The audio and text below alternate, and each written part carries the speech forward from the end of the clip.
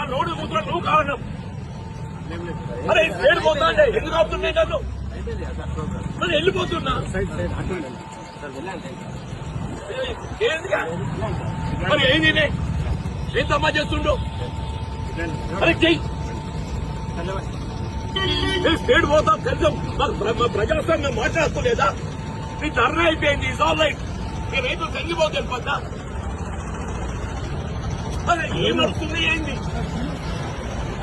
ఏం నడుస్తుంది ఏంది అంటున్నాను నేను. నీ చక్క బండ్ల పోయేటోళ్ళు బండి ఆపి నేను రోడ్డు మీద కూర్చొని కారణం పోయి పెద్ద మనిషి. నేను రోడ్డు మీద కూర్చొని కారణం పోయి పెద్ద మనిషి అంటున్నాను. ఏ బండ్లు అవుతున్నాయంటే నువ్వు కారణం.